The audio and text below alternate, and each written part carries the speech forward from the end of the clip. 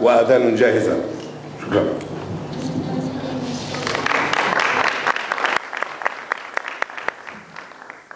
Thank you. Salam alaikum. وعليكم السلام. Dear friends, as you heard, I first would like to say thank you for the opportunity to come here to speak to you. And I'm also very, very proud to be here. As you heard, I am only the 7th leader of my party in 118 years. And the reason I became a Social Democrat was Olof Palme. He was the reason that I became interested in politics. When he fought against the American war in Vietnam, when he opened the doors for Mr. Arafat, when he started the solidarity with PLO, that's when I started to find politics so important. So it feels very, very special, and I'm very humble. And also, and that's also why I felt it was so important that my first trip as party chair of the Social Democrats in Sweden should go to the West Bank. And the first leaders I was to meet here was Abu Mazen and Abu Allah. And that was very important for me.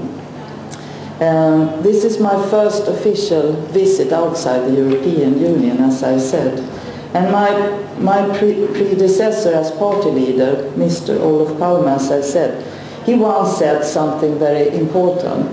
There is no contradiction between our efforts to improve our national welfare state in Sweden and the struggle for a better world, very, very far away from us. Because for peace and freedom, for people far away from our own country, also affects our future. We are linked together, no matter if we like it or not, but that is how reality is. And therefore, it's no more than natural that our party has a very, very strong international presence here in the Middle East. And Sweden is one part of the world, and the world also lives in Sweden. Over 20% of the people living in Sweden are immigrants or have their parents born in another part of the world. So Sweden also has changed a lot during the last years. Our party has been very, very active in the Middle East conflict. Many of our members follow the situation very, very carefully and almost every day. They read your blogs, they watch your YouTube clips from Ramallah, they listen to your media, and they read your newspapers on the internet. They follow you every day, no doubt about that.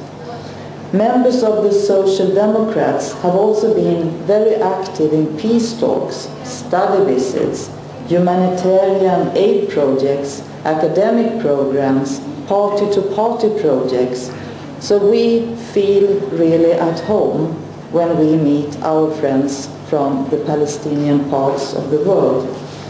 Before I came here, as I said, I met with Abu Mazen and Abu Allah about our support, and I have a firm opinion that my party should keep up and even strengthen and develop our relations and efforts, because friends stay close no matter what, and we are friends and we are here to stay.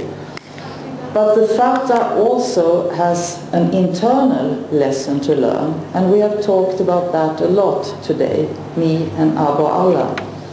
None of the Palestinian parties can get the full respect and support from the world around or from their own people if they do not reform themselves, reconstruct themselves, modernize themselves, start to really elect people to different positions instead of appointing them, end corruption that has been so devastating.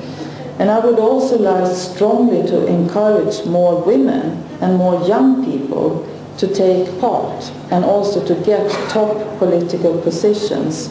Not at least, I want to say that as a woman, because half of the population of the world are women, and we need to be seen also on the political scene if the world also should be for our benefit.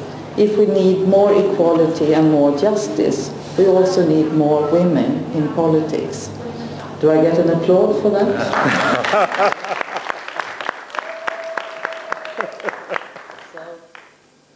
As perhaps you understand, I'm thrilled to be here, but I'm also very moved to be here, because it is one thing to read about the conflict here. It's one thing to see the maps. It's one thing to see the wall on the paper, but it's something totally different to actually see the wall with my own eyes. So I feel also anger and sorrow and real anger. The building of the wall on occupied land is violating the international law. Everybody knows that. And the whole ground for the just and secure two-state solution between Israel and Palestine, that's what we want to see. And there the wall has no place at all. So it has to be removed. The conflict between Israel and the Palestinians must be resolved by political means. That's also something we've been discussing the whole day with President Abbas, with Abu Mazen, how that could possibly be something ahead now. And often I've asked myself, when I meet people from Palestine or from Vietnam or from Angola or from South Africa or from Chile or somewhere else in the world where people are not given their right to be the free people we all want to be, is it possible to still hope for a future with peace? Well, I'm here to see what my party can do to help that situation up even more. You know, my dearest friend in politics since I was 13 years old, she's on my jacket now, her name was Anna Lindh. She was the Minister of Foreign Affairs in Sweden, and she was killed 4 years ago, just as Olof Palme was 20 years ago. But Anna Lindh, the same year she was killed, she handed over the Olof Palme Peace Prize to Hanan Nasrawi. And she said one sentence that I think is so important. She said, "Gestures of resignation is one of our biggest enemies." And I think that is so important to remember. What if Nelson Mandela had given up in Robben Island? But he didn't. And that's what I try to remember all the time. And no other region holds so clearly the key to our common future as do the Middle East. No other region in the whole world. That's my belief anyway. So the future is of course not shaping itself. You know that more than any persons, I think, anywhere in the world knows. But anyway, the future is for us to make. We know that, and that's the hard thing by being a human being, that you actually can do the different. But how do you do that? Is it we, opponent and friend alike, all of us together, that shapes it? Yes, I believe so. And that's why I'm a politician anyway, because that's what Olof Palme made me believe, that the world could be a little different if I went into politics, or if you were you. Every one of us can do a little. No person can do everything, but we all can do something. And that's really why my mission in my country, in Sweden, is that politics is important, and take part in politics. Because someone always decides the future. Many forces of the world, they are not to be seen because they don't have faces who give interviews. They are not faces you can vote for or vote off. Only politics is that open and visible part of the possibility to make a change. So that's why my mission really is to care about politics and take part. And the part of politics in Europe, in Sweden, but I think also in all countries of the world today, besides of conflicts and war, there is one special issue that is growing as a political question. And this question is greater than, I think, everyone else, besides of war and conflicts. And that is the climate threat, or should I say the climate crisis. If we do nothing, there will be nothing left for our kids and their kids.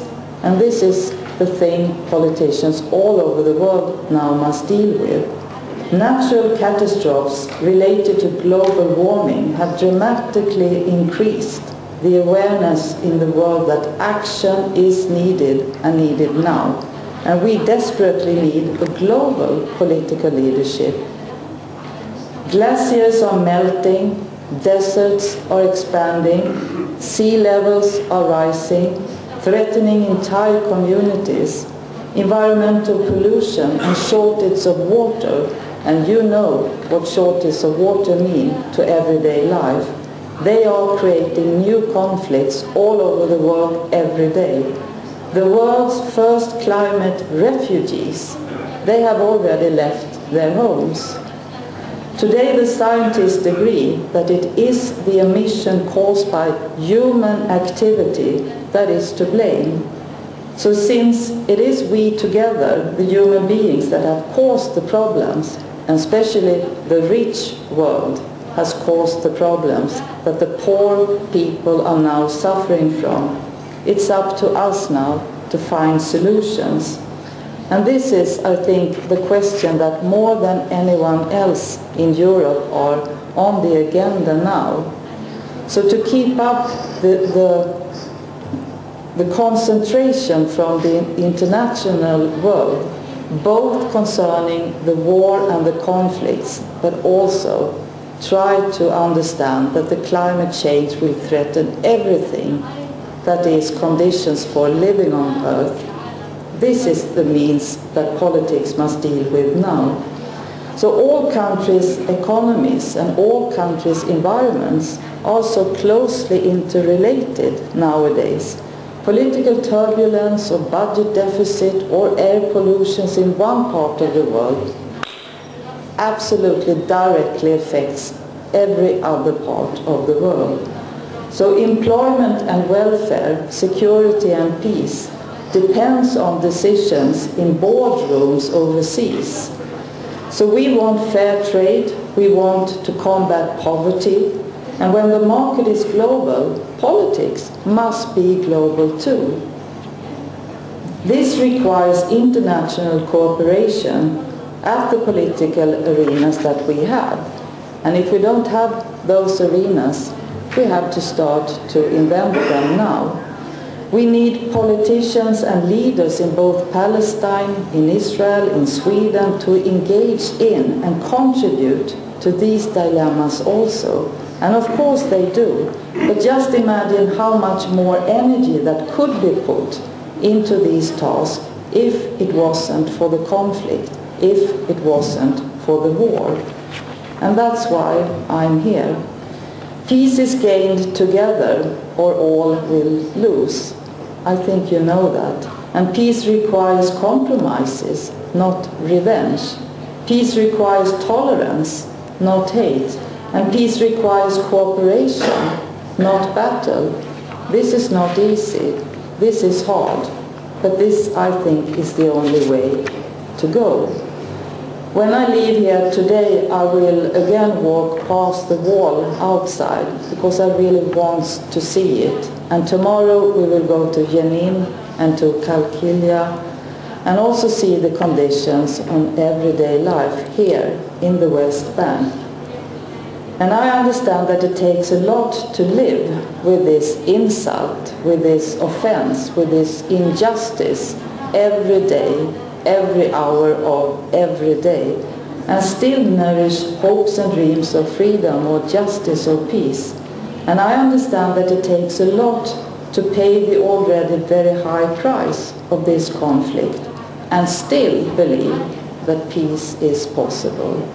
And that's why I'm here, to try to understand this. And I can only say that I hope that you will continue to try. Politics can be your best friend, or politics could be your worst enemy. The only thing I know is the only way to affect this is to take part yourself. That's why I'm a politician anyway, and that's why the young generation and women are so needed inside the political rooms. I will try to explain in the end of my speech, which is now, a part of how I think a person in politics must act and think. And I will do something very difficult now. I will try to tell you a funny story, and we'll see if you laugh or if you don't agree with me that it is a funny story. But it's more than a funny story. This is my way of thinking. The story is about Albert Einstein. He was a very, very clever man, but he was also a bit confused. And he was serving as a professor at the university in Bern, and there he wanted to hand out a test to his students. So he gave the test to his secretary so she could hand it out to the students. But the secretary came back and she was very worried and said, "But Professor, these are the same questions as you gave the student last week. You can't put the same questions to them once again." But the professor just smiled and he said, "Take it easy. I have changed the answers." And I hope you understand what I mean with that. Sometimes the question we people, human beings, put to ourselves, they are the same. 100 years ago today, they will be the same 100 years from now. But sometimes the time is so different that you need to find new answers to the old questions. That's what I hope social democratic movement are or will be. So now you know a little bit about me, who I am, what I think, and I hope this contact we will have today will result in many more contacts in the days and weeks and months to come, because we are friends, and friends stay together. Thank you for your listening.